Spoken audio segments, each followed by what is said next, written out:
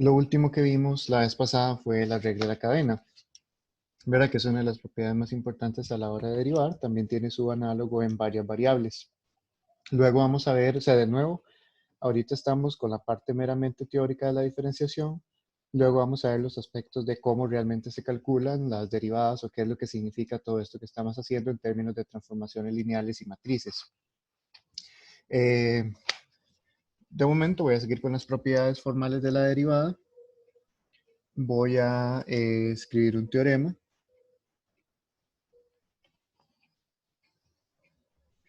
Sea f una función de, dije que ahora iba a seguir usando Rn en lugar de Rd. Anteriormente usaba Rd porque el n se confundía con el n de las sucesiones. Aquí no vamos a usar sucesiones tanto. Sea f una función de ese tipo, entonces tenemos lo siguiente. 1, si f es constante,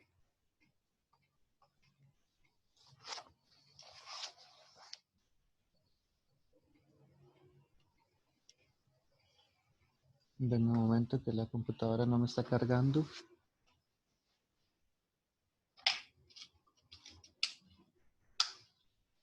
Si f es constante,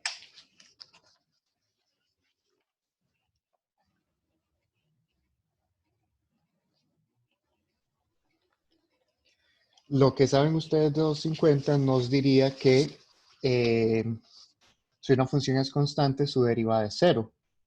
Aquí tenemos lo mismo, pero recuerden que ahora estamos hablando, que estamos definiendo un diferencial que es una transformación lineal.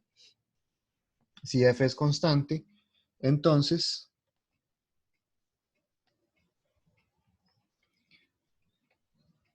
la derivada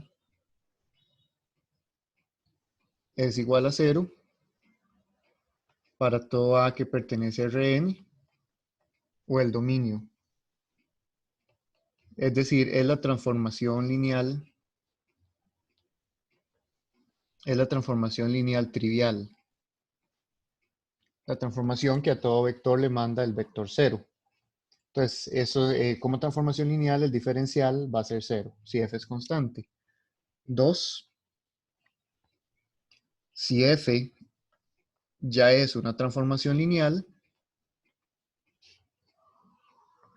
entonces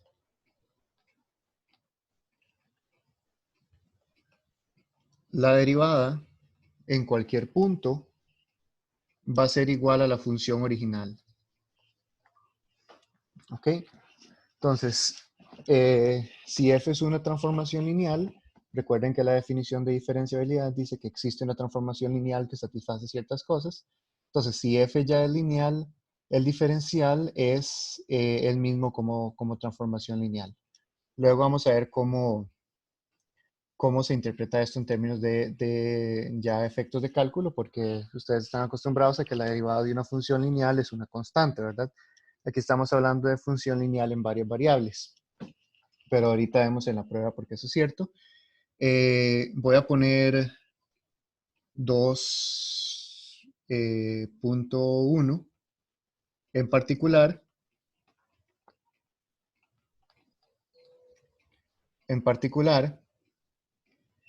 Si si s de xy es igual a x más y, si tengo la función que es la suma de las coordenadas, entonces la derivada de s en cualquier punto a, bueno, aquí, perdón, aquí me faltó decir que esto es para todo punto a. La derivada de s en cualquier punto a es exactamente evaluado en un xy, es exactamente lo mismo. Recuerden que toda esta cosa de acá, dsa, es solamente el nombre de la transformación lineal asociada al punto a. A es un punto de R2 en ese caso. ¿Ok? 3.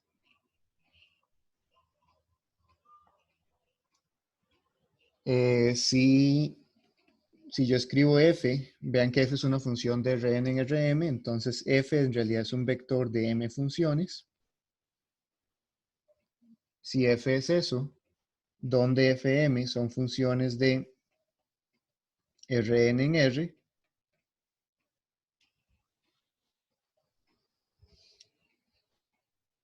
Entonces,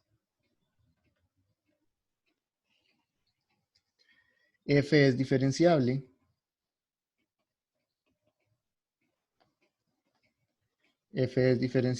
en A, que pertenece a Rn,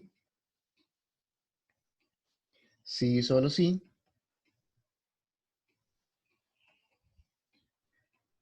todas las FJ son diferenciables.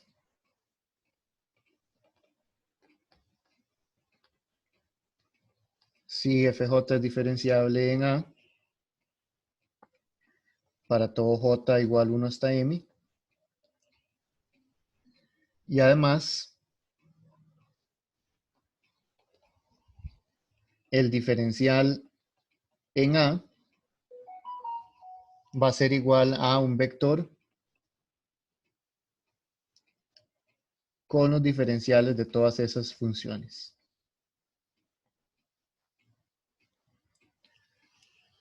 En otras palabras, si yo tengo una función vectorial, una función que va de Rn en Rm, esa función está dada por funciones componentes.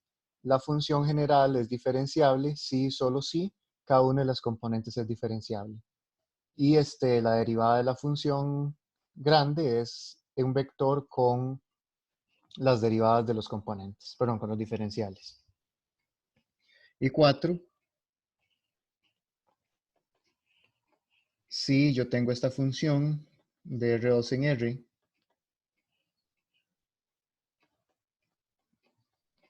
P de XY es igual a X por Y. O sea, es una función que agarra un vector XY de dos variables y lo manda al producto de las entradas. Entonces,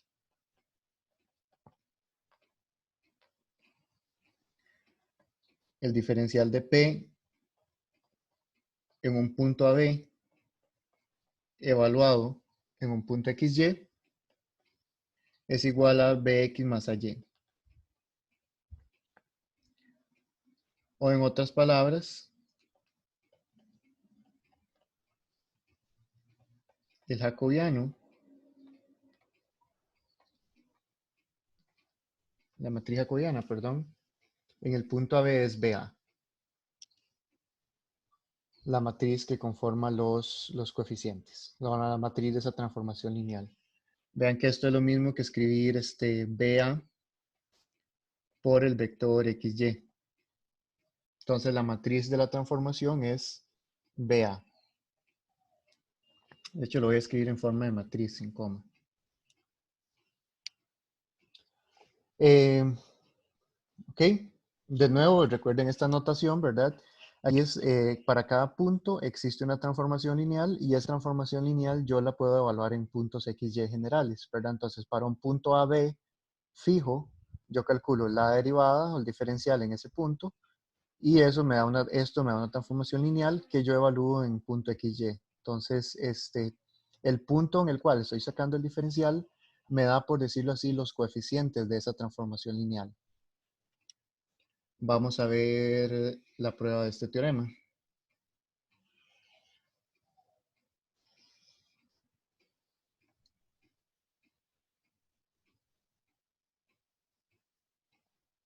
¿Ok?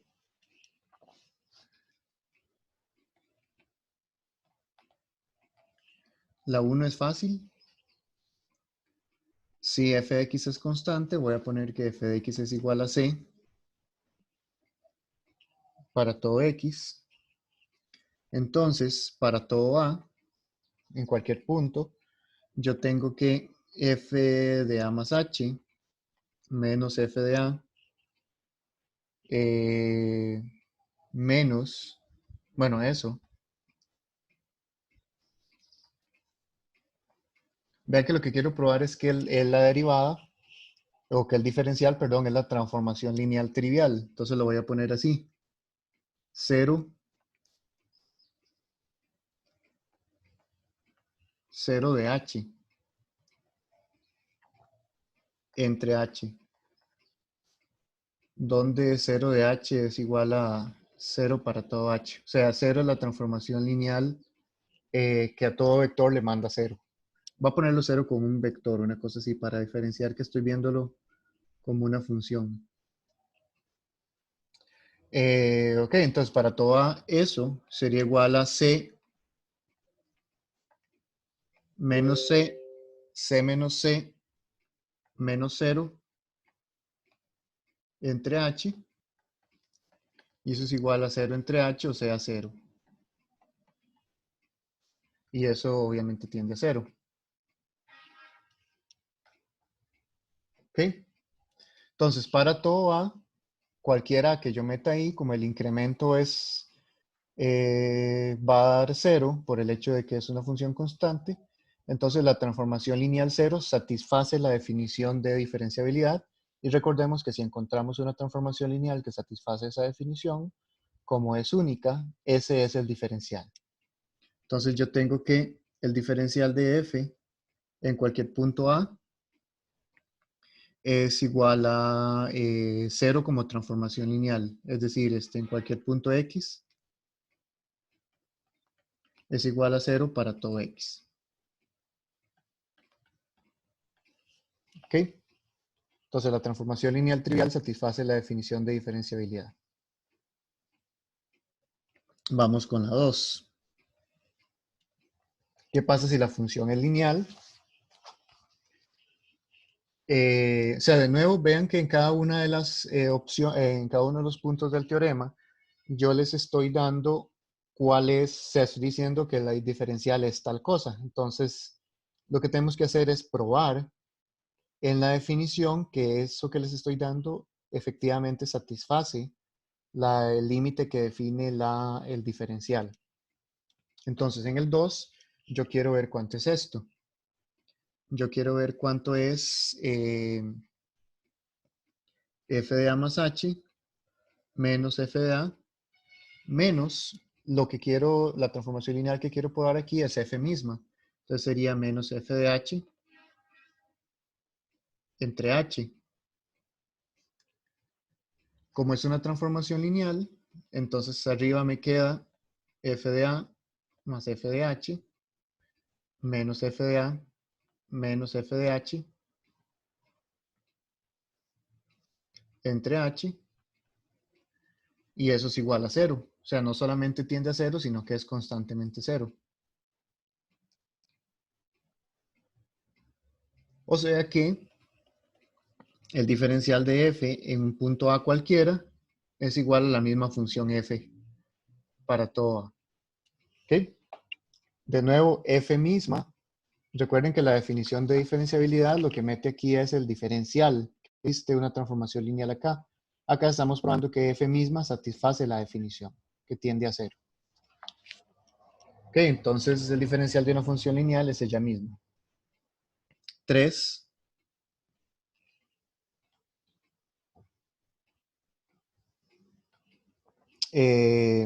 Para 3 hay que usar una desigualdad que viene en la lista de ejercicios y que la he mencionado un par de veces, que es lo siguiente. Yo sé que FJ de A más H menos FJ de A menos DFJ de A en H entre H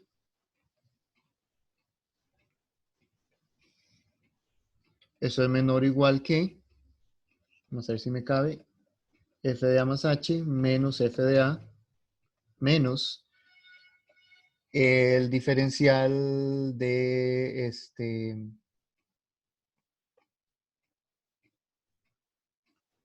eh, voy a escribirlo así, menos T de H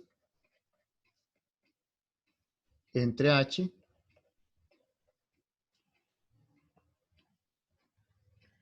y ahorita les digo quién esté, menor o igual que la suma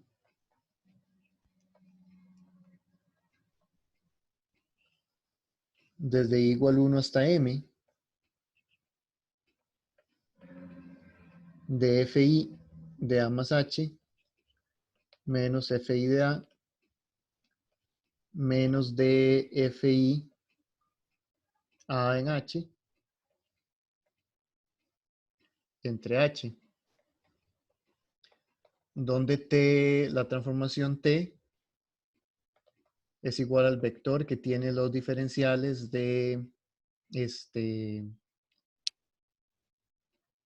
voy a escribirlo así. Voy a usar la primera desigualdad primero, luego hago esta parte. Donde t es igual al vector que tiene los diferenciales de las funciones.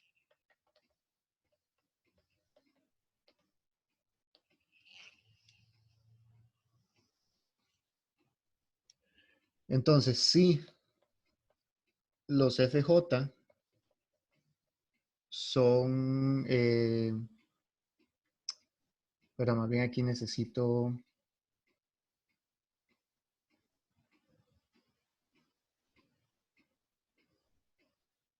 la otra desigualdad más bien primero.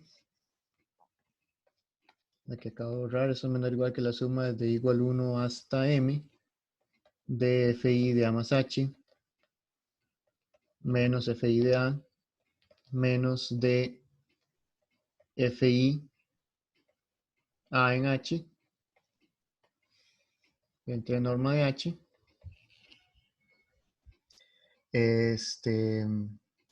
Y aquí voy a poner, en lugar de eso, voy a poner tj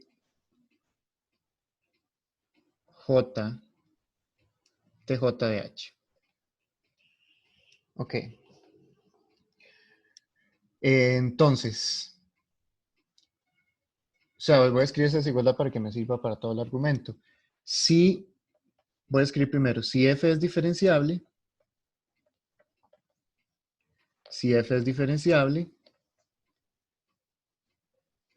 entonces, y t de h, y t es igual al diferencial de f en a,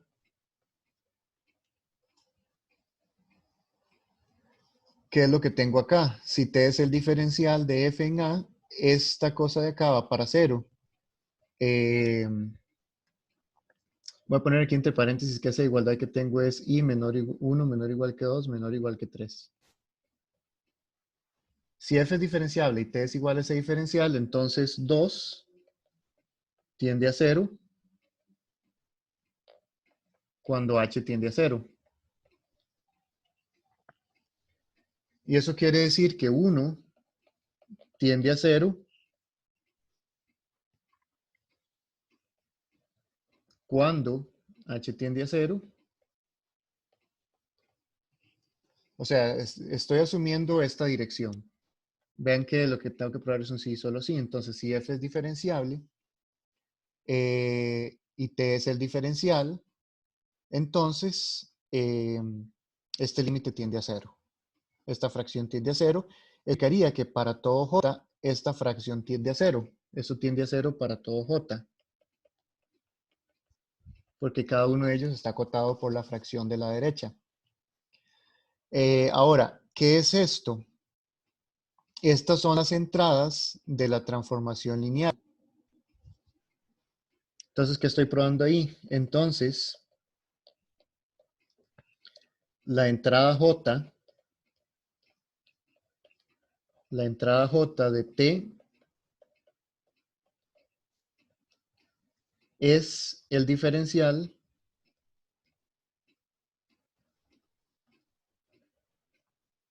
de la función fj en A.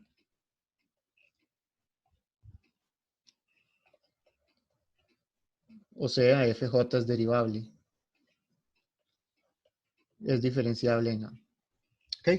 Vean que aquí, por eso lo escribí así tan raro, porque todavía yo no sé que los fj son diferenciables. Estoy asumiendo simplemente que f es diferenciable. Ahora, si f es diferenciable, existe la transformación lineal correspondiente. La transformación lineal va a ser también una función. Esta función va a ser de Rn en Rm. O sea, la transformación lineal correspondiente tiene m entradas. Entonces, esta es la entrada J de esa transformación lineal, porque aquí esta desigualdad simplemente es acotar cada una de las entradas de un vector por la norma del vector. Entonces aquí lo que estoy probando es que la entrada j de este diferencial es el diferencial de la entrada j de la función. ¿Okay? O sea que estoy probando que cada fj es diferenciable y aparte de eso, que el diferencial es la entrada j del diferencial de la función grande. Entonces ahí probé una dirección, que si f es diferenciable, entonces el diferencial de cada fj es la entrada de del diferencial de la función. Ahora voy con la otra dirección. Voy a dejarlo unos segundos para que tomen nota. Rodrigo levantó la mano.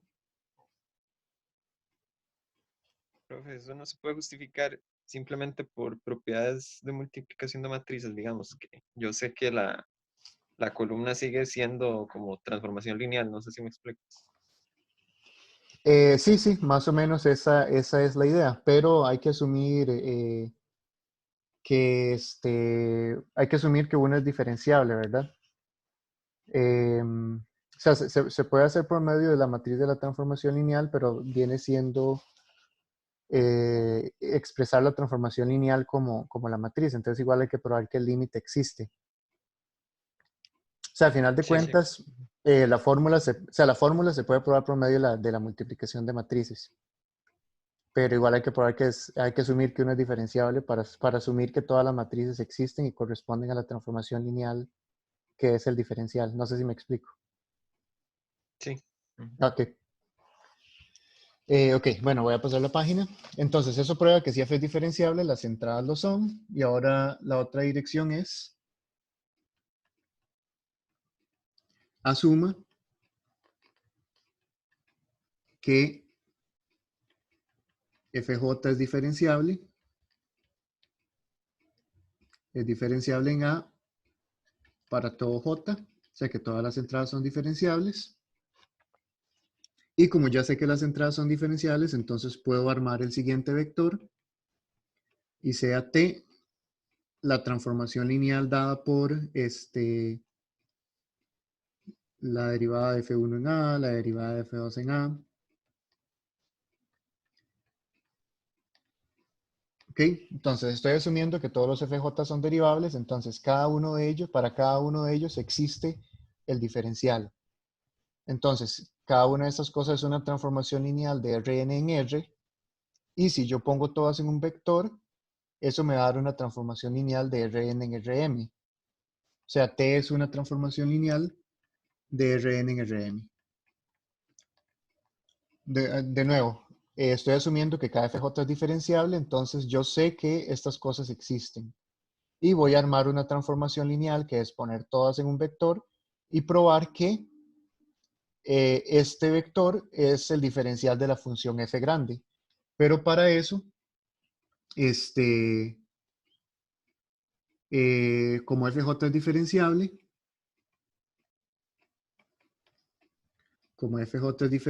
en A, entonces 3 tiende a 0. ¿Por qué? Porque eso es una suma finita de las fracciones que corresponden a cada una de las definiciones de diferencial para fj, ¿verdad? Esto es una suma finita. Entonces, como cada una de ellas tiende a 0 porque es diferenciable, la suma finita tiende a 0. ¿Ok? Entonces, eso tiende a 0 cuando h tiende a 0, y eso implica que 2 tiende a 0 cuando h tiende a 0. En otras palabras, f es diferenciable en A y el diferencial de f en A es la transformación t, que es ese vector que di anteriormente. Bueno, no he terminado el teorema, entonces no voy a poner el cuadrito todavía. ¿Verdad? 2 es esto. Entonces aquí estoy probando que, de nuevo, la desigualdad de esta es la desigualdad de que el norma de un vector es menor o igual que la suma del valor absoluto de las entradas. Entonces aquí estoy diciendo que t es el vector con todas estas entradas. Entonces, lo que prueba esto es que como esto tiende a cero, esto tiende a cero, o sea, esa transformación lineal t satisface la definición de diferencial y por unicidad es el diferencial de la función. ¿Ok? Entonces, eso prueba la parte 3 del teorema. Y por último, vamos con la parte 4. La parte 4 es un poco más sencilla que esta parte 3. Tengo una función de dos variables. Yo quiero ver qué pasa con el límite cuando hk tiende a 0, 0 de p de a más h, b más k, menos p de a b, menos la transformación lineal, no que le quiero poner d porque estaría asumiendo, voy a ponerlo así, t de hk entre h, donde t de xy es la transformación que decía el teorema que hay que probar. O sea, el teorema decía que hay que probar que la transformación lineal, que el diferencial es este, que el diferencial es bx más y.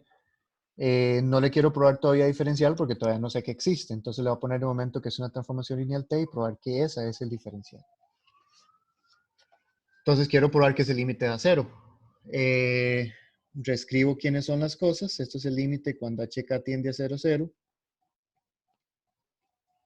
P era la función producto, entonces esto es a más h, b más k, menos ab, menos, esto es la transformación evaluada en h y k, entonces sería bh menos ak entre la norma de hk. Voy a escribir quién es la norma de hk, la norma, perdón, aquí es norma de hk. O sea, es un vector de dos variables que tiende a 0. H a la 2 más k a la 2. Y cuando usted multiplica las cosas, se cancelan varias cosas. Voy a escribir todo. AB más AK más BH más HK menos AB menos AH menos AK. Perdón, menos BH acá. Entre raíz cuadrada de H a la 2 más K a la 2. Y ahí se cancelan casi todo. Se cancela el AB. Se cancela el BH. Se cancela el AK. Y queda solamente el HK. Entonces eso es igual al límite cuando HK tiende a 0, 0 de este valor absoluto de HK entre raíz cuadrada de H a la 2 más K a la 2. Y para calcular ese límite, por ejemplo, puedo hacer varias cosas. Puedo, yo sé que el H y el K están ambos acotados por la norma de HK. O sea, cada una de las entradas está acotada por la norma. O puedo hacer el denominador más pequeño, eso haría que la fracción sea más grande. Entonces esto es menor o igual que el límite. Cuando HK tiende a 0, 0.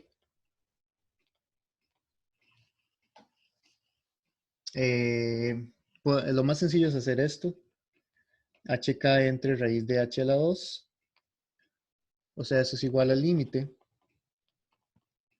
Cuando HK tiende a 0, 0. De K. Y eso es simplemente 0. ¿Ok? Entonces, de nuevo, este límite es siempre mayor o igual que 0 porque es un límite de una cosa positiva, ¿verdad? Es una división de normas. Entonces, ese límite es mayor o igual que 0 y es menor o igual que el límite, es menor o igual que una función cuyo límite es 0. Entonces, quiere decir que el límite original bueno, que el límite original es 0, entonces eso quiere decir que el diferencial de la función p en un punto AB evaluado en un punto XY es igual a bx más ay para todo AB.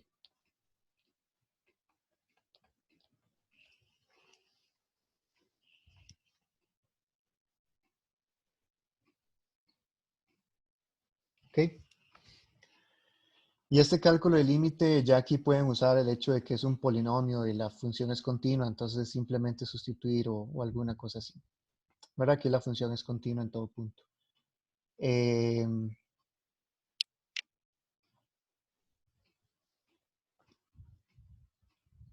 Y esto, bueno, aquí pueden cancelar porque el punto es 0, 0. Esto es 0 en el punto 0, 0 y pueden cancelar y bueno, hay un teoremilla que les puse en la lista que decía que si una función es continua, excepto en el punto donde estoy tomando el límite, perdón, que si es una función continua que es igual a la función a la cual estoy tomando el límite, excepto en el punto donde estoy tomando el límite, entonces el límite existe. O sea, básicamente esa teoremilla es para justificar que se puede factorizar y cancelar. Ok, entonces ese es el eh, teorema que me da la derivada para ciertas funciones particulares. Voy a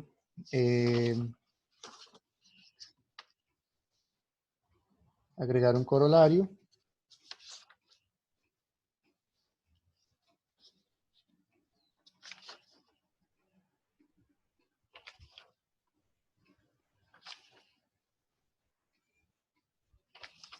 Ok,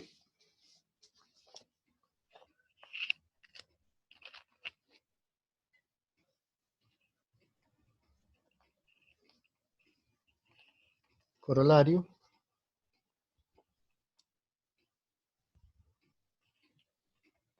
en dos partes, A o 1. Si f y g de Rn y Rm son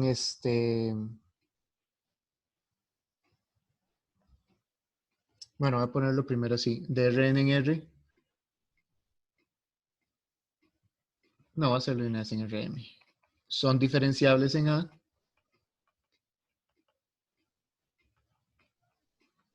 son diferenciables en A, entonces f más g es diferenciable en A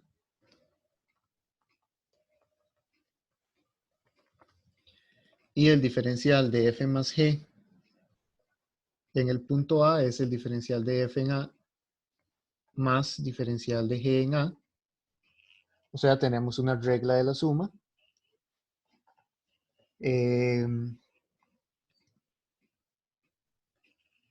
Aquí voy a poner más o menos 2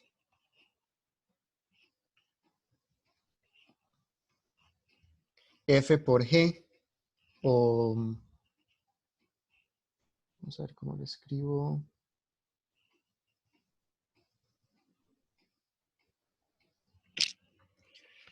F punto g, o sea, con las mismas hipótesis, f punto g es diferenciable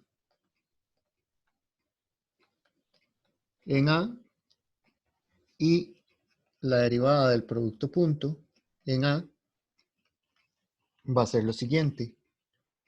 Va a ser la derivada de f en A por g de A más f de A por la derivada de g en A. Eso es una regla del producto. Aquí, producto punto.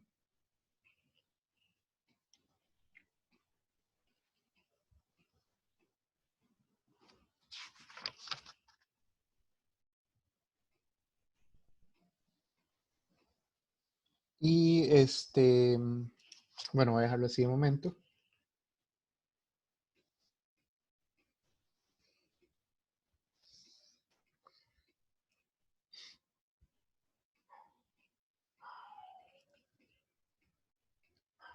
prueba.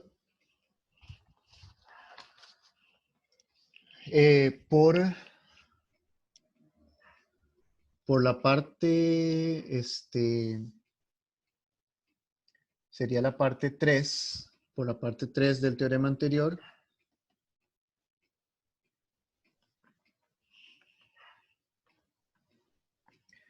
Basta probarlo.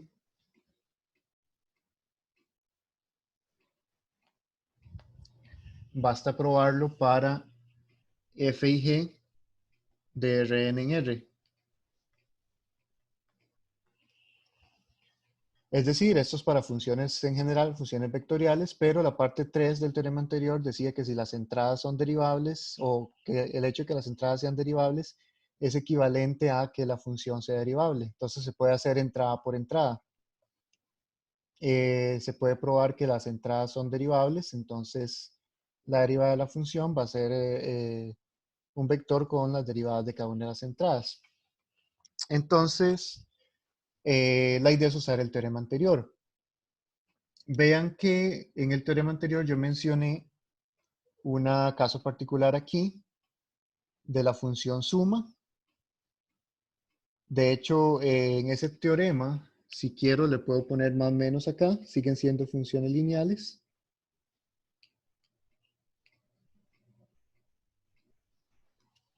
Entonces puedo poner más o menos. ¿Por qué me queda tan feo ese menos? Ok. Entonces, podemos ver lo siguiente. Podemos ver que f más g, bueno, para la parte 1, note que f más menos g es la función s compuesta con fg. O sea, esto es una composición. Vean que S es una función de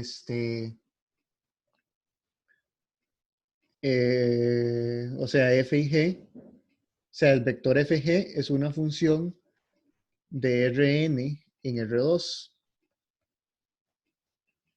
O sea, cada función es una función de Rn en R. Si las pongo en un vector, el vector con ambas funciones va a ser una función de Rn en R2. Y S es una función de R2 en R.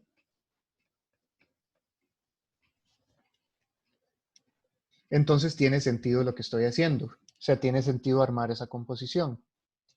Por la regla de la cadena,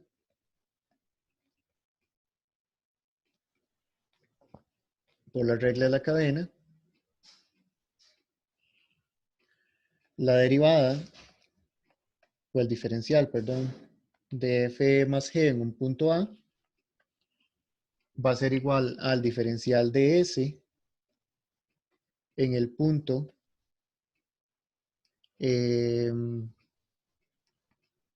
voy a escribirlo así, que sea un poco raro, fg de A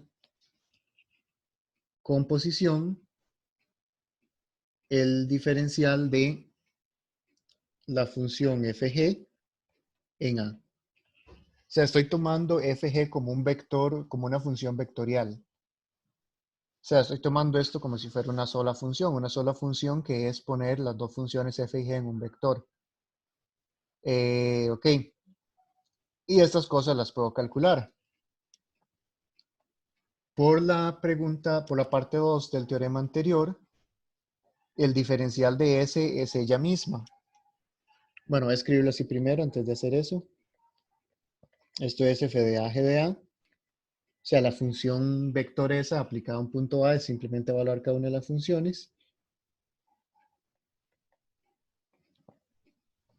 Entonces, por la parte 2, el diferencial de S es ella misma. Entonces, esto es S de FA, G de A, composición,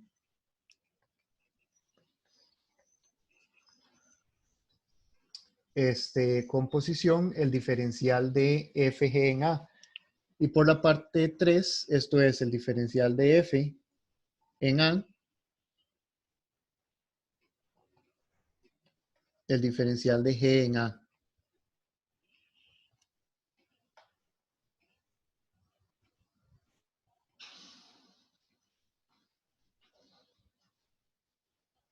¿Ok? Aquí se va a ver un poco confuso lo que voy a hacer. Vean que esto es, vamos a ver cómo lo escribo bonito para que no les quede tan confuso. De hecho, lo voy a hacer, no, esto lo escribí mal, más bien. Es así. El diferencial de S en cualquier punto que yo quiera es ese mismo, sin importar el punto.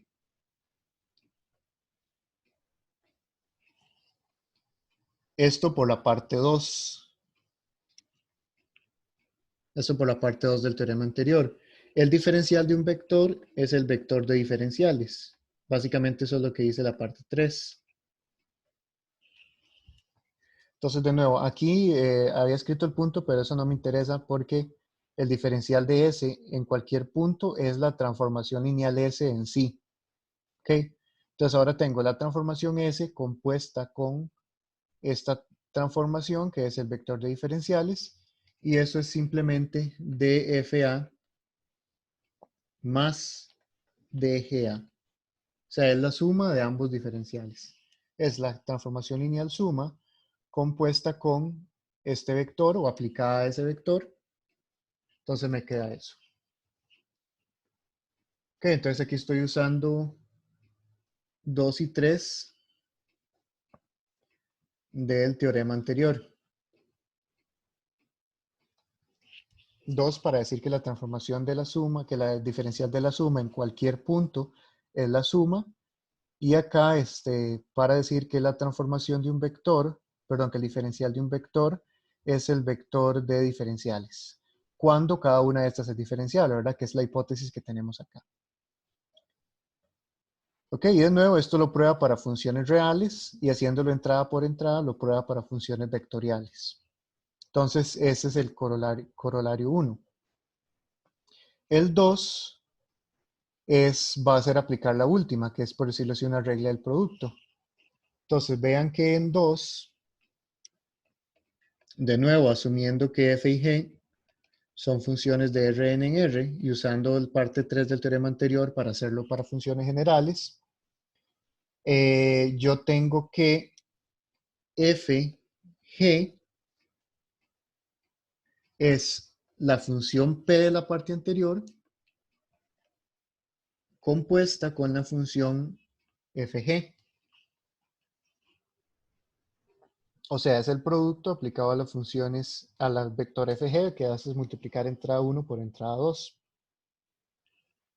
Entonces, por regla de la cadena, voy a dar unos segundos y paso la página.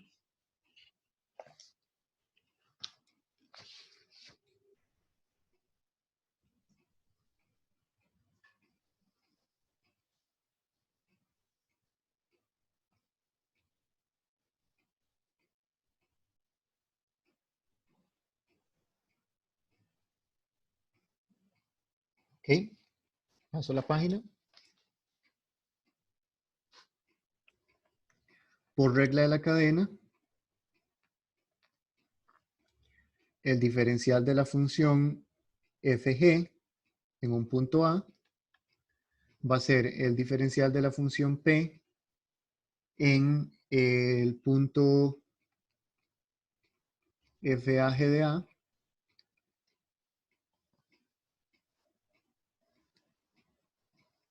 Voy a ponerlo así. Composición, el diferencial de la función fg en A.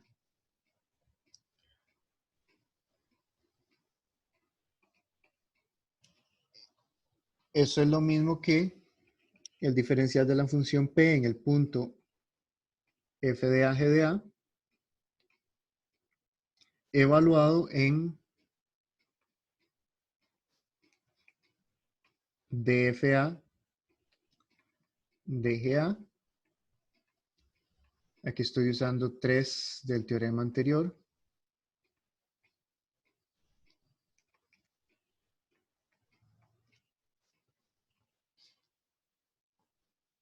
Aquí lo único que estoy usando es que el diferencial del vector es el vector de diferenciales.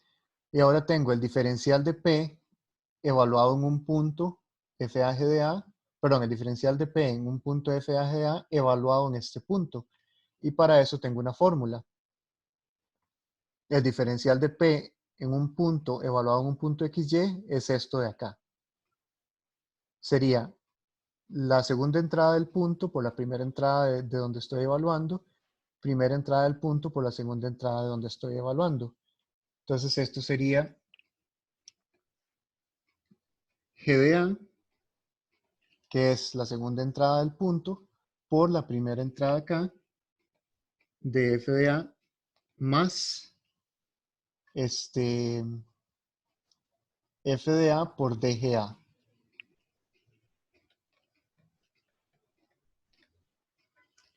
Y eso era lo que hay que probar, que es básicamente el diferencial de la primera función por la segunda sin diferencial más la primera función sin diferencial por el diferencial de la segunda. Entonces eso lo arregla el producto y de nuevo, esto es para funciones de Rn en R. Trabajando entrada por entrada y usando la parte 3 del teorema anterior, se hace para funciones vectoriales con el producto punto.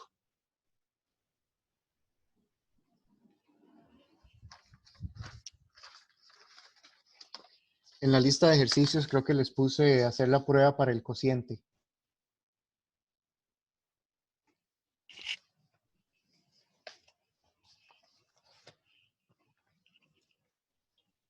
Preguntas hasta ahora.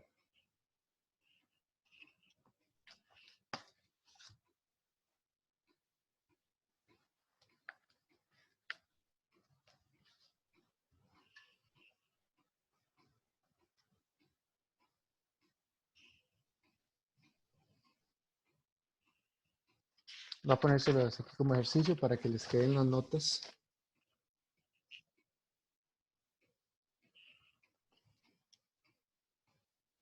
Voy a ponerlo como ejercicio. Creo que ya está en la lista. O viene en la próxima tarea, no estoy seguro. Creo que en la tarea, no me acuerdo. Ejercicio, si F va de Rn en Rm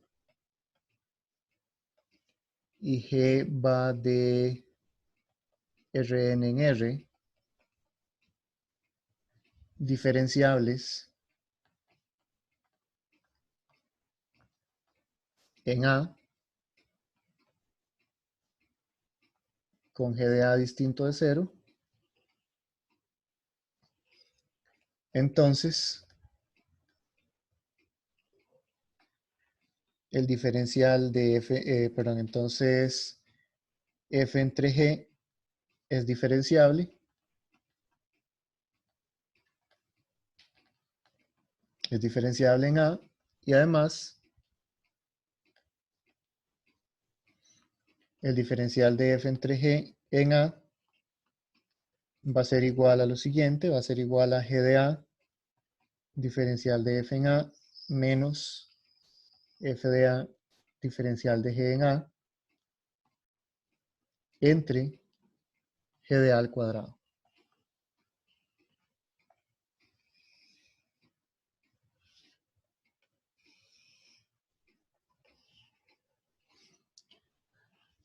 Básicamente es darse una función que me dé el cociente y hacer una prueba como la parte 4 del teorema anterior. Pero creo que yo lo tengo especificado en el ejercicio, ya sea en la lista o en la tarea. O sea, lo tengo en 2 pasos. Vamos a considerar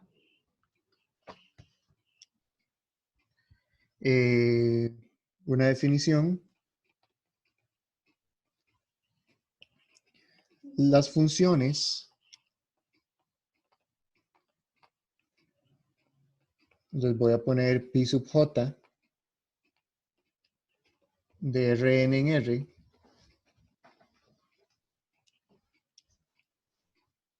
dadas por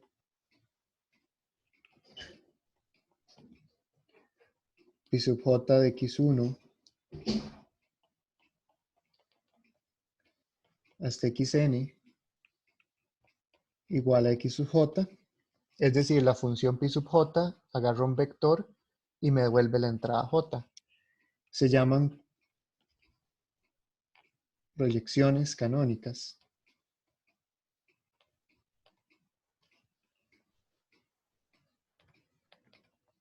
O solamente proyecciones. Y son transformaciones lineales.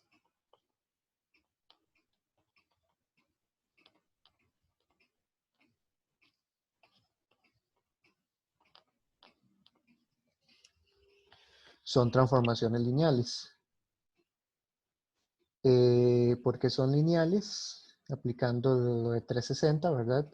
Si ustedes agarran una suma de vectores y le sacan la proyección, eso me da la suma de, por ejemplo, si ustedes agarran una suma de vectores, agarran dos vectores y los suman y sacan la proyección j, eso les da la entrada j de la suma, que es la suma de las entradas j, o sea, la proyección de la suma es la suma de las proyecciones. Y también si ustedes multiplican el vector por una constante, esa constante sale. Entonces es una transformación lineal bajo la definición normal que conocen de 360. Ok. Por la parte por 2 del teorema anterior,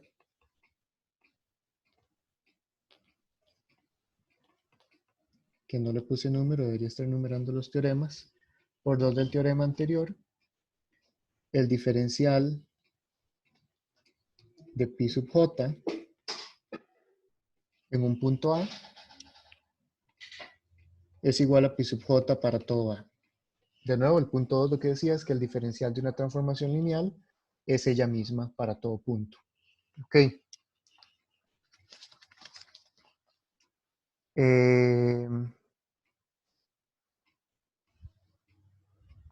Entonces, ¿de qué me sirve esto?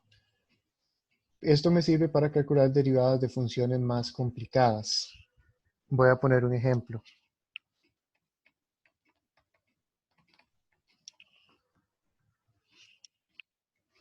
Sea f de xy,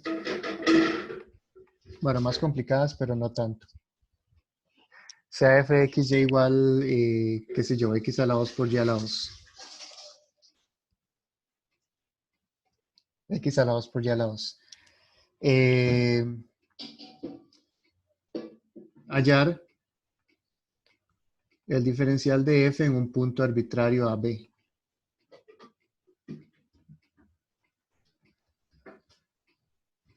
¿Ok?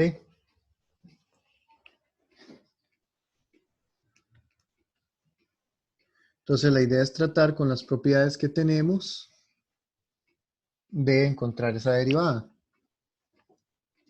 Igual va a ser una forma complicada que vamos a simplificar luego, pero para al menos aplicar las propiedades para no tener que estar calculando todo por la definición y el límite y tratar de buscar una transformación lineal. Entonces, lo primero es lo siguiente. Vean que f de xy es un producto de dos cosas, ¿verdad? Es el producto de la primera entrada al cuadrado y la segunda entrada al cuadrado. Entonces yo lo puedo ver como lo siguiente. Es p composición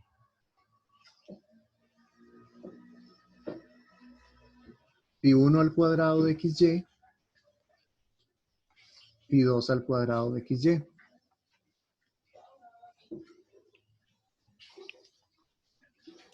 Es decir, el producto de primera entrada al cuadrado, segunda entrada al cuadrado. Pi1 y Pi2 significan las entradas. Y más aún, yo puedo escribir Pi1 al cuadrado de xy como, va a poner C composición Pi1, voy a escribirlo así. Pi1 al cuadrado es C composición Pi1, C composición Pi2, esto sería Pi2 al cuadrado, donde C es la función de R en R, dada por C de X es igual a X a la 2.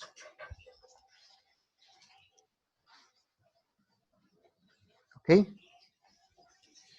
Entonces estoy viendo esa función que de otra forma es muy simple como una composición de las funciones básicas que ya conocemos.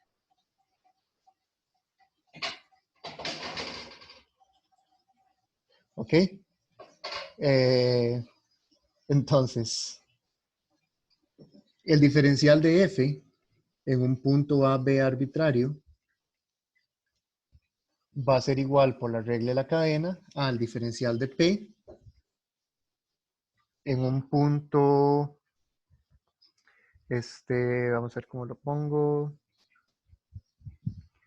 diferencial de P en el punto, voy a escribirlo así, pi1 a la 2 de AB,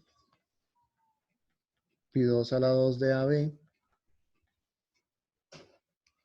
composición, el diferencial de ese vector, pi1 a la 2,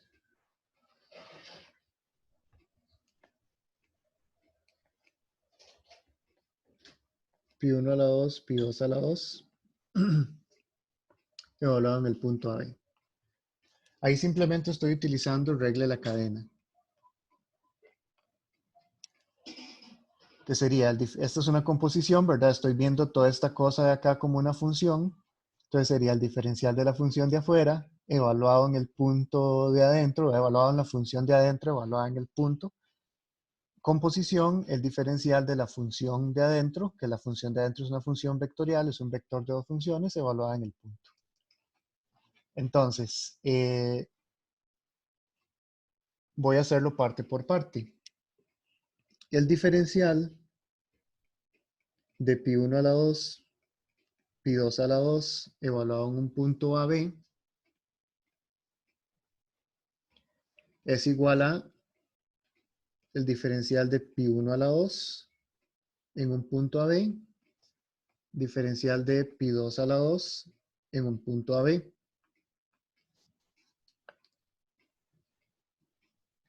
Ahí simplemente estoy usando funciones diferenciables y solo si sus componentes son diferenciables y el diferencial del vector es el vector de diferenciales. Ahora tengo que calcular el diferencial de cada una de estas cosas. El diferencial de pi1 a la 2 en un punto AB, pi1 cuadrado es una composición, es esta cosa. Eso es igual a el diferencial de C evaluado en pi1 de AB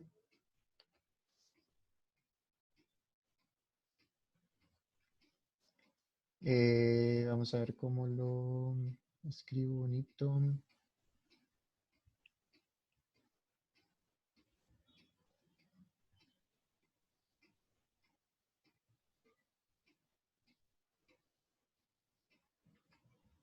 Sería así. Bueno, sí, por el diferencial, composición, el diferencial de pi1 en un punto AB.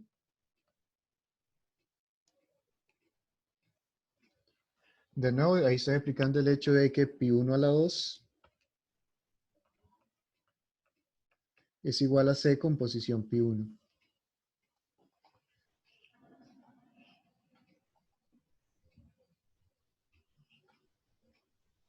Ok.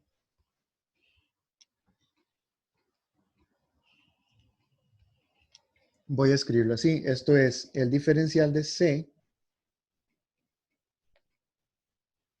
en pi1 de AB. Pi1 de AB es A. Composición, el diferencial de pi1 de AB. Eso es el diferencial de una transformación lineal en un punto arbitrario AB, entonces eso es pi1. Ok. De nuevo aquí es el diferencial de C, que aún no lo he calculado. Simplemente estoy calculando cuánto es pi1 de AB. Pi1 de AB es la proyección 1, o sea, la primera componente que es A. Y aquí es el diferencial de pi1 en AB, que es pi1. Ok. Entonces, ¿qué sería el diferencial de C en un punto A? C es una función de una variable. C es una función de 250. Entonces sabemos cómo es el diferencial. Voy a ponerlo aquí como nota. Si voy a usar la palabra G, si G de R en R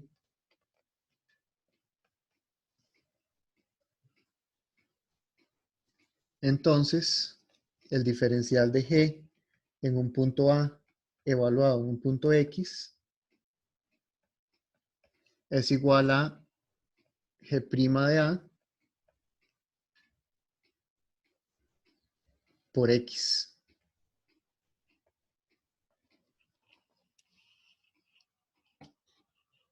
O sea, la transformación lineal asociada a una función de R en R es la derivada por X. Esto era lo que hemos visto cuando vimos al principio la definición de derivada. Entonces quiere decir que esto de acá sería, esto es el diferencial de C, que es una función de R en un punto A, con aplicado a la función pi1. Entonces eso es C' de A por pi1. O sea, voy a escribir aquí que esto es dCA aplicado a pi1. Entonces, utilizando la nota, esto es la derivada de C, esto es una derivada de una variable, por lo tanto es C' de A, evaluado en el punto pi1, aquí es evaluado en el punto X, es multiplicar por X. ¿Ok? Y yo sé quién es C' de A. C' de A es 2A. 2A pi1.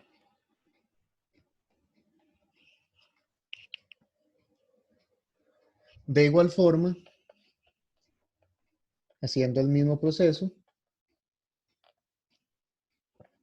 el diferencial de pi2 a la 2 en un punto AB es 2B pi2.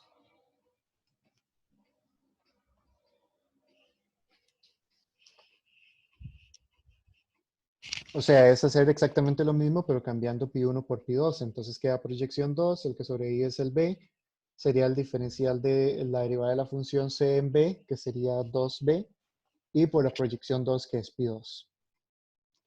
Y creo que ya tengo todo. Entonces, el diferencial de F en un punto AB es igual a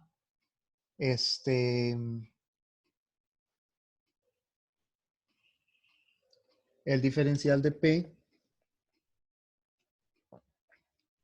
en el punto, según lo que teníamos anteriormente, pi1 a la 2 de AB, pi2 a la 2 de AB, con posición es las derivadas que acabamos de sacar, que sería 2A pi1, 2B pi2. Eso es lo mismo que la derivada de P. Esto lo podemos calcular, esto que está aquí adentro. Esta es la proyección 1 al cuadrado, proyección 2 al cuadrado, o sea, esto es en el punto A cuadrado, B cuadrado, evaluado en el punto 2A pi1, 2B pi2, y tenemos una fórmula para eso, que sería B a la 2 por 2A pi1 más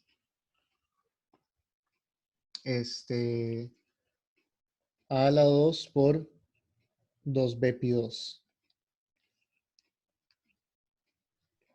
Lo voy a reordenar, esto es 2AB cuadrado pi1 más 2A a la 2B pi2.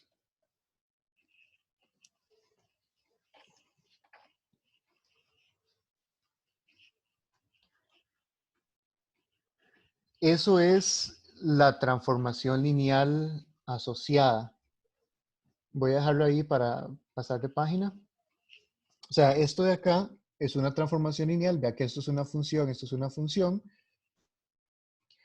Esto es, básicamente, si yo le aplico esta transformación lineal a un vector x, y, esto lo que me da es 2ab a la 2 por x más 2a a la 2b por y. O sea, pi1 y pi2 significan x, primera coordenada, segunda coordenada.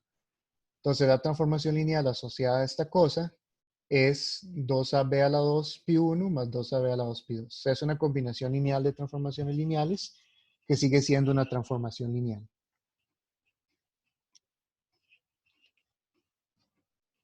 Voy a dar 5 segundos y paso la página.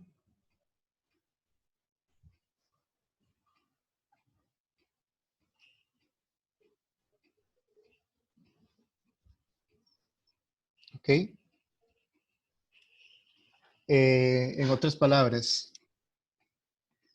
df, el diferencial de AB en un punto x, y va a ser 2ab a la 2 por x más, bueno, voy a escribirlo así, pi1 de xy más 2a a la 2b pi2 de xy, o sea, 2ab a la 2 por x más 2a a la 2by. O en forma matricial, eso es 2ab a la 2, 2a a la 2b por el vector xy. O sea, eso me dice que el jacobiano, de la matriz jacobiana, perdón, de la transformación es 2ab a la 2, 2a a la 2b.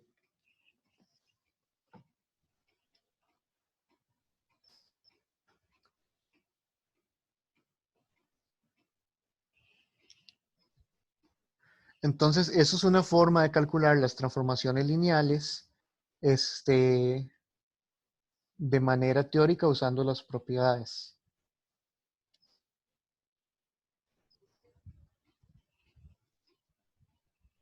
Una nota.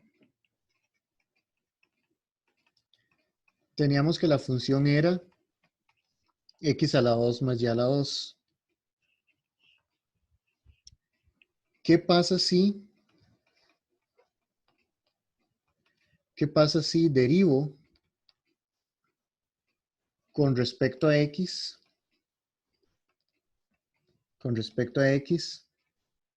como si y fuera constante?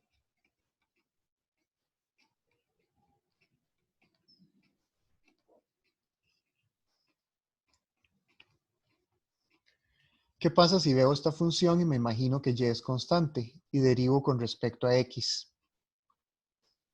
La derivada sería 2x por la constante, que sería y a la 2. Entonces, en ese caso, obtengo 2xy a la 2. ¿Y qué pasa si derivo con respecto a y?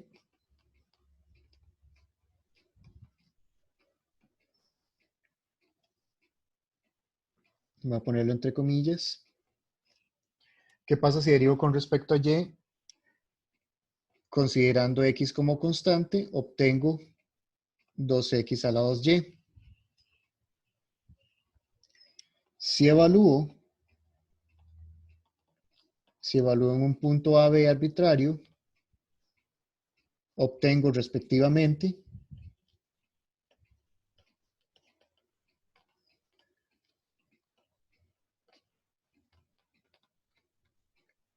obtengo respectivamente 2ab a la 2 y 2a a la 2b.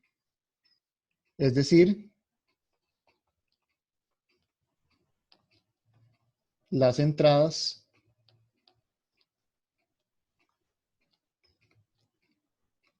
de la matriz jacobiana.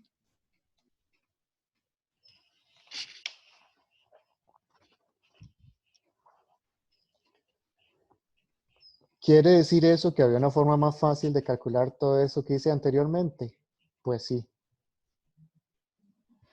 Lo anterior es una forma con las propiedades que tenemos de hallar la transformación lineal correspondiente, pero en la siguiente sección vamos a ver una forma más eficiente de calcular esto, que ya es a como lo ven los ingenieros. bueno, los ingenieros no van a ver o sea, vamos a tener justificación teórica para todo eso, pero vamos a ver la cuestión como lo ven los ingenieros y pegarlo con la definición formal que acabamos de ver. No sé si hay preguntas hasta ahora. María José levantó la mano. Profe, entonces en la lista, si usted pide realizar en- un ejercicio de este tipo, entonces yo sí tengo que pegarme a la definición, porque hasta el momento no hemos visto la otra Exacto. forma formal. De Profe, momento, ajá, hasta el momento ajá, sí. Me parece que en la lista yo puse una separación de hagan estos por la definición por las propiedades del diferencial. Y hay una lista como más libre que pueden hacer ya lo que quieran con la siguiente materia. ok. Ujú. Entonces, profe, en la página anterior, Ajá. básicamente usted, cuando usted tiene, bueno, ya antes, después de la nota, en la siguiente regla se pone C' de A. Entonces, ahí en ese momento, usted agarró y solo evaluó en X y tuvo Y como una constante. Ese fue así, ¿verdad? Donde puse C'. Ajá, se estaba solamente derivando. Ajá. Vamos a ver, ¿dónde puse eso? Aquí. No, aquí ya no. Vean que C es una función normal y corriente de cálculo en una variable. C, Ok. C es una cuadrática, ¿verdad? Entonces vean que aquí, vamos a ver dónde fue que deriva. Aquí, lo que hice fue evaluar la proyección acá, ¿verdad? Cuando uno evalúa Ujú. la proyección ya le queda una sola variable. Entonces aquí el diferencial de C en esa única variable es la derivada tal y como la conocen. Entonces aquí no estoy usando esta noción de derivar y dejando la otra como constante, sino que aquí realmente lo único que tengo es una variable. Entonces es una derivada de una variable normal y corriente. Ok. O sea, al final Y, cuando saco la proyección solo me queda A. Entonces al final de cuentas es la derivada, ¿no? ok, sí. Ujú. Y no sé, es una pregunta tonta, pero es que en serio, no sé, después de igual forma, los dos renglones abajo, cuando usted tiene Ajá, A a la voz, coma B a la voz, ajá. usted invierte, o sea, se agarra y agarra 2 a pi y lo multiplica por B a la 2. ¿Era así? Es que no, tal vez no me puse Es tanta por atención. la formulilla del diferencial de P que está en el teorema pasado. Bueno, aquí está. Aquí el diferencial de P en un punto AB evaluado en un punto XY es así, es B por X, A por Y. Es como multiplicar cruzado y sumar acá. Ok, profe, Eso ¿y fue qué lo pasa que si son probamos. 3 variables? Si es un producto de tres variables, Ajá. ejercicio. Este, va a ser como la regla del producto cuando uno multiplica tres cosas, que sería diferencial del primero, 2 sin derivar, más Ah, diferencial ok. del segundo, 2 sin derivar, entonces va a ser algo así. O sea, se puede probar una formulilla por inducción, en caso de que sea de tres Mm, variables. Ujú, ok, ok. ujú. Está bien. Gracias, profe. Ok, listo. Ok, ¿dónde estamos? Estamos por acá. ¿Alguna otra consulta? Vamos a ver qué hora es.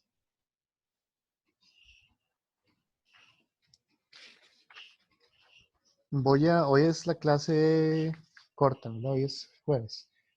Voy a dar nada más una definición de lo que, para cerrar esta idea, de acá, para formalizar eso, qué significa derivar con respecto a una variable y dejar la otra como constante. Entonces voy a dar la definición para cerrar esa idea. Entonces voy a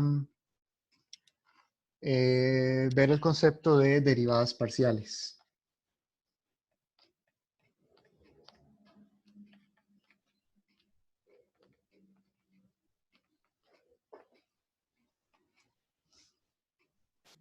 Y luego vamos a unir este concepto con todo lo anterior. Esperamos. Ok, entonces, definición,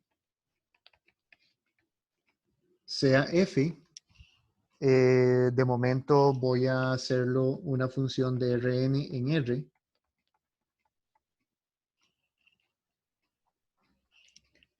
y a un punto de Rn. De nuevo, en todos estos teoremas y definiciones pongo que la función tiene dominio en Rn, pero lo importante es que esté definida en un abierto alrededor de A.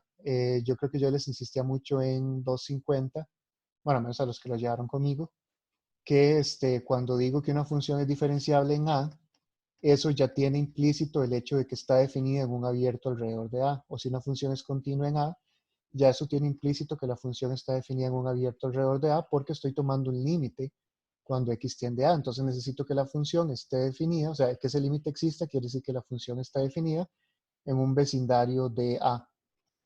Entonces, a lo que me refiero acá es que aunque tome la función Rn, puede que sea solo en un dominio. Puede que la función solamente esté definida en un dominio alrededor de A, porque voy a tomar la definición en un punto A. Ok, entonces, sea f una función de Rn en R y A en Rn, entonces definimos la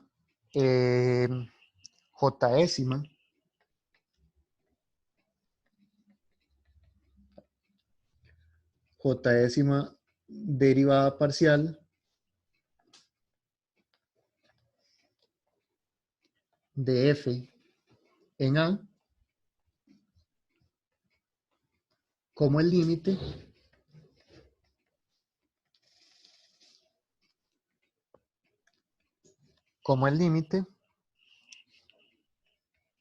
le voy a poner este nombre, d sub j f en A,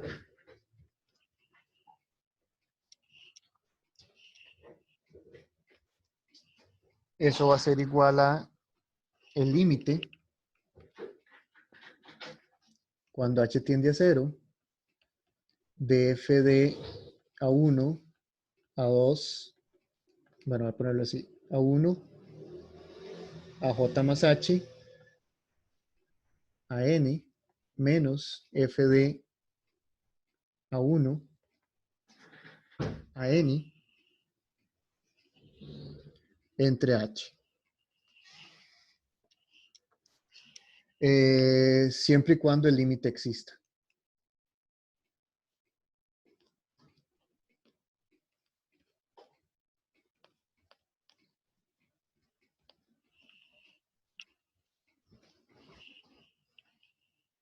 ¿Ok? Entonces, cuando ese límite existe, decimos que existe la jésima derivada parcial de f en A y lo definimos como ese límite.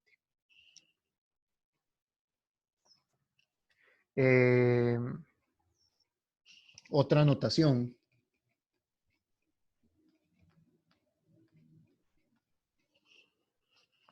Otra notación a veces es, o sea, mi notación preferida para esto, porque se tiende a confundir menos, es esta que estoy escribiendo, de JFA. Eso me dice que estoy derivando f con respecto a la jésima variable y evaluando en un punto A. A es un vector, ¿verdad? Ya aquí me cansé de escribir flechas y A es un vector. Otra notación para eso es esta cosa de acá.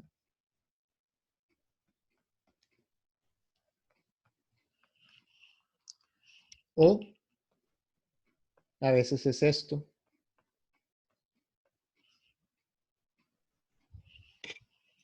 F sub xj. Esta notación no me gusta tanto. O sea, esto dice que esto porque es por si anotamos las variables de f como x. Pero esto depende mucho de qué notación usemos para las variables de f. Pero dice lo mismo, es la derivada de f con respecto a la jésima variable evaluada en un punto A. Ok. Entonces, vamos a ver este límite qué significa. Porque la idea no es calcular las cosas por definición todo el tiempo. Vean que si f es una función de R en R, si f es una función de R en R, solo hay una variable, ¿verdad? Entonces, si hay solo una variable, ¿qué sería la derivada de f de la única variable que existe en A? Eso es el límite cuando h tiende a 0 de f de la única variable que tengo más h menos f de A entre h. Y eso ya lo conocen Eso es exactamente la derivada en A. Entonces, si f es una función de una variable, la derivada parcial solo existe una variable, entonces es la derivada parcial primera, es exactamente la misma derivada. ¿Ok?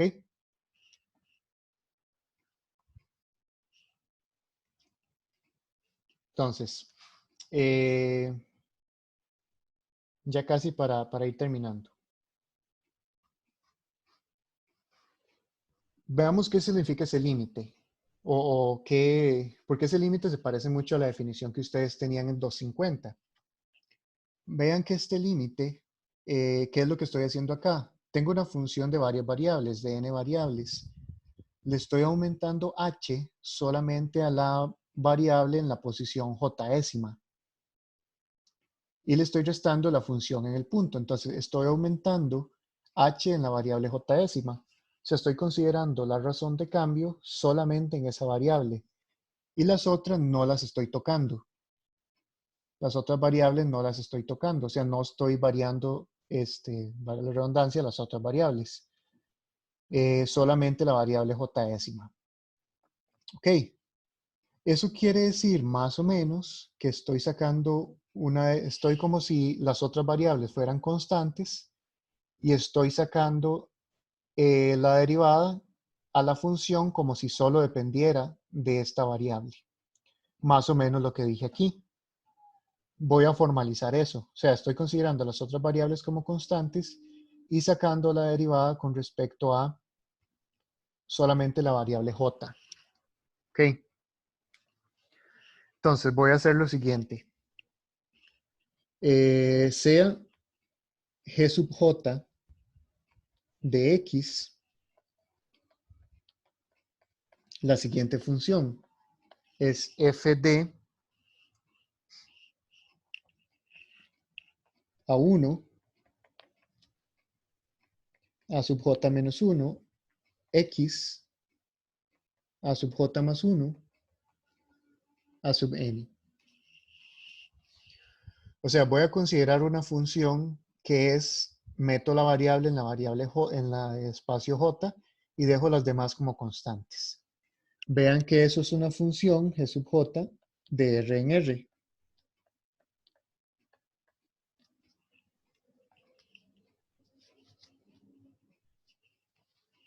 O sea, estoy dejando las variables, estoy tomándolo como función de x y dejando las otras variables como constantes. Entonces, eso es una función de r en r. Es una función de las que conocemos de MA250. Entonces, ¿qué sería?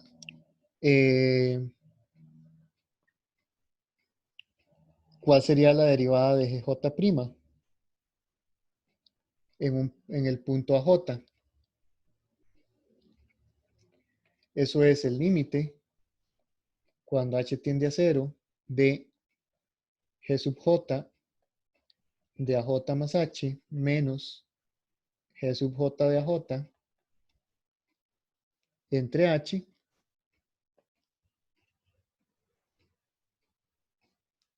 no me cabe aquí. Pero vean que eso es exactamente, si yo meto, o sea, si yo evalúo G sub J en A sub J más H, sería meter aquí A sub J más H. Me quedaría este primer término de acá.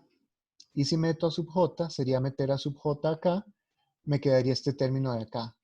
Entonces, eso es exactamente la derivada parcial de f en el punto A.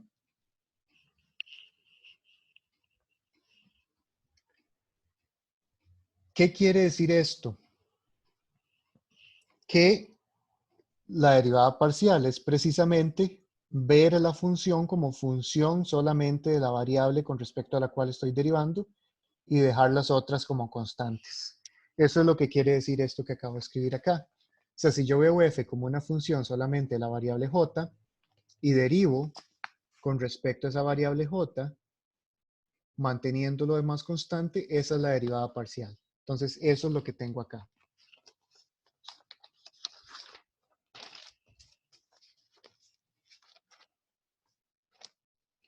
Voy a escribir eso. Entonces, lo anterior sugiere que para calcularlas,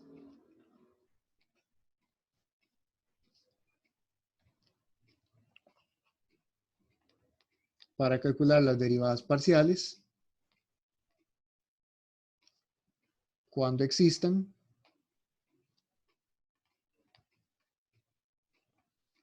se deriva con respecto a la variable en cuestión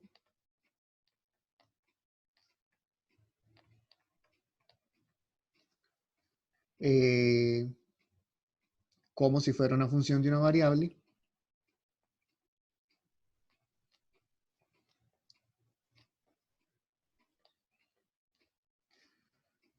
considerando las demás como constantes.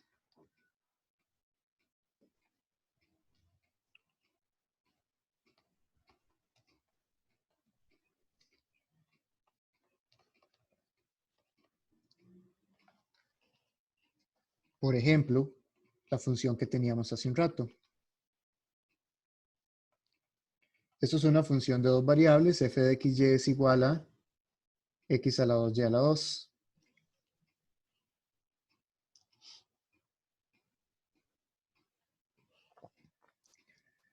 La primera derivada, perdón, la derivada con respecto a la primera variable de f en un punto xy va a ser igual a derivar esta cosa como si la y fuera constante. Entonces esto es una función de x, sería 2xy a la 2. Y la derivada 2, hay tantas derivadas como variables. Eso es igual a 2x a la 2y.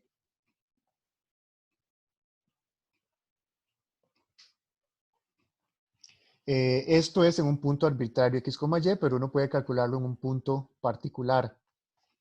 Qué sé yo, uno puede calcular la derivada 1 de f en el punto 1, 2.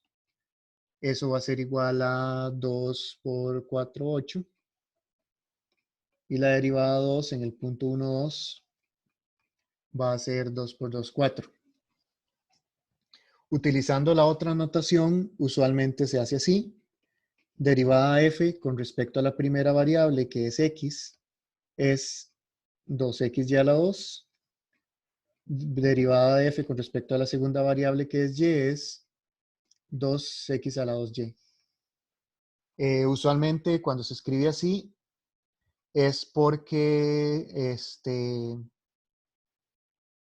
no estoy haciéndolo en general, estoy haciéndolo con las variables de la función, estoy viéndolo como función, pero también se puede especificar en un punto. Derivada con respecto a x en el punto 1, 2 es igual a 8. Derivada con respecto a y en el punto 1, 2 es igual a 4. O se puede utilizar la notación f sub x, que es derivada de f con respecto a x, 2xy a la 2. F sub y es igual a 2x a la 2y. F sub x en el punto 1, 2 es 8. F sub y en el punto 1, 2 es 4. Son tres notaciones diferentes para simplificar los cálculos, pero de nuevo aquí usualmente esto es cuando se quiere dejar en términos generales, en términos de variables, sea un punto arbitrario x, y. Pero la idea general es exactamente eso. Derivar con respecto a una variable considerando las otras como constantes. Veamos otro ejemplo y nos vamos. No sé, una función de tres variables, f de x, y, z igual, qué sé yo, seno de x, y a la 2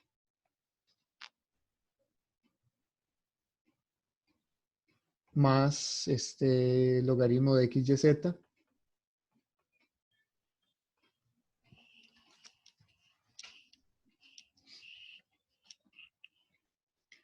Entonces, si yo quiero calcular la derivada 1 de f en un punto x, y, z,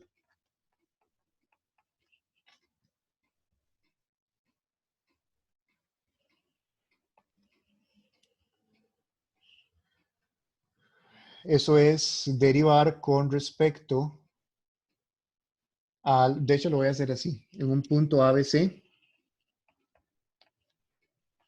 o sea, Profe, es un punto constante pero arbitrario, sí. ese, dentro del argumento del logaritmo, ¿esos están Ajá, multiplicando o perdón. qué operaciones? Sí, es una multiplicación, perdón. Ah, ok, yo ya estaba así como que. Sí. Ok, entonces voy a hacerlo en un punto ABC, o sea, un punto constante pero arbitrario. La derivada de eso sería, o sea, lo que dice el teorema anterior es que, o lo que dice la forma de calcularlo es que yo derivo con respecto a la primera variable, en este caso es x, me queda una función y luego evalúo en el punto ABC. Entonces voy a derivar con respecto a x.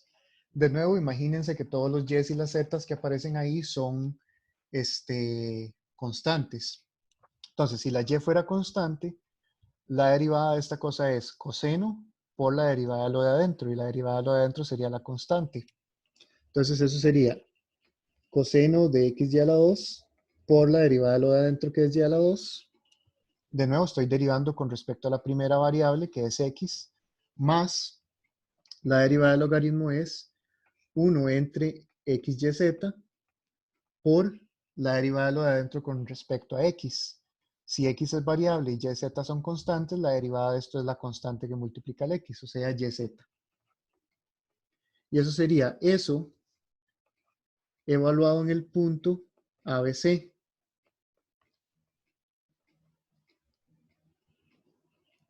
Voy a escribirlo aquí ya simplificado, o sea, eso sería b a la 2 coseno de a b a la 2 más, ahí se cancelan el y, z, entonces sería 1 entre a. Esa es la primera derivada. Perdón, la derivada parcial con respecto a la primera variable. La segunda derivada en un punto ABC es derivar con respecto a y. Ahora considero x y z como constantes y derivo con respecto a y, como si las funciones solo fueran funciones de y.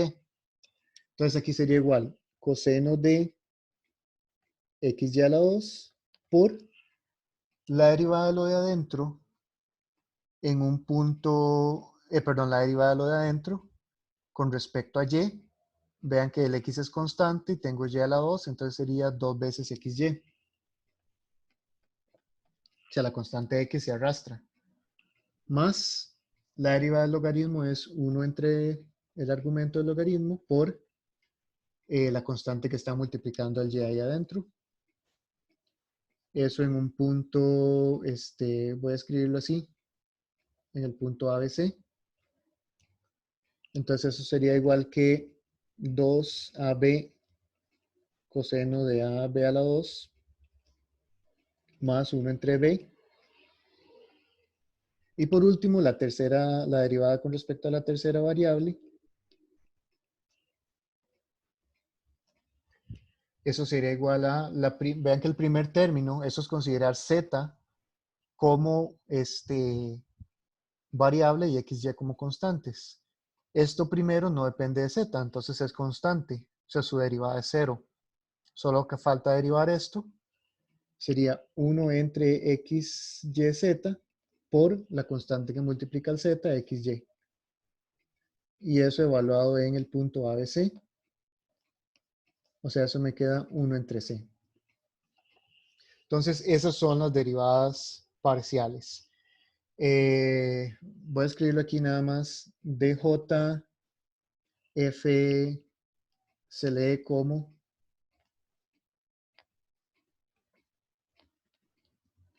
derivada parcial de f con respecto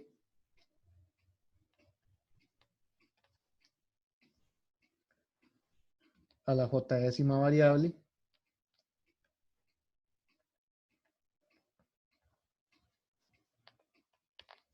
y de f de xj se lee derivada parcial de f con respecto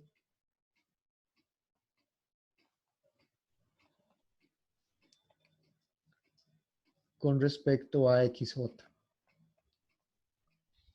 O sea, esto de aquí lo leeríamos como derivada parcial de f con respecto a x, derivada de f con respecto a y. A veces se omite la palabra parcial, porque si estamos diciendo con respecto a, quiere decir que ya estamos considerando que ahí, o sea, con cuál variable estamos derivando. Pero eso se lee de esta forma. Y bueno, voy a terminar la clase aquí, pero lo que vamos a probar la próxima es que la matriz jacobiana que, este, que me genera la transformación lineal diferencial, precisamente las entradas de esa matriz jacobiana son las derivadas parciales de la función. O sea que podemos calcular la matriz jacobiana y por lo tanto la transformación lineal con las derivadas parciales de la función. Entonces eso es lo que vamos a probar, bueno, bajo ciertas condiciones. ¿Cuándo es eso posible? Entonces eso es lo que queda para eso es lo que vamos a ver en la próxima clase y luego vamos a escribir ya la regla de la cadena y esas cosas en forma más ingenieril. Entonces ahí vamos a ver eso en forma más calculerilla.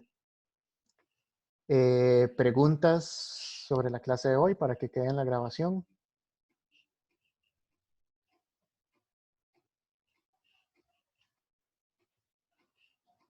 Profe, Ajá, yo tengo una duda, creo que es como en la primera página.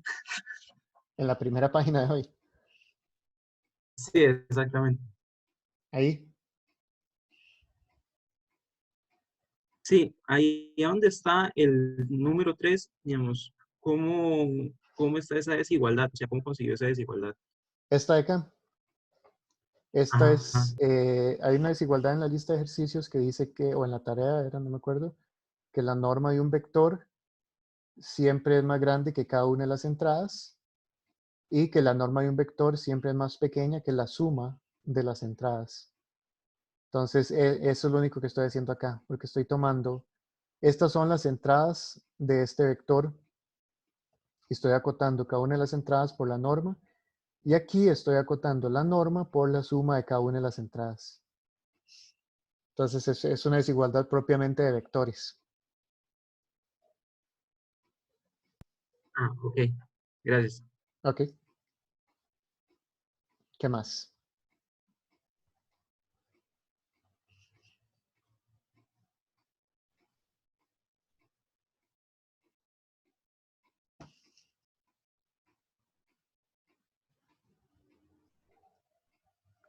Bueno, entonces termino con lo de la clase de hoy.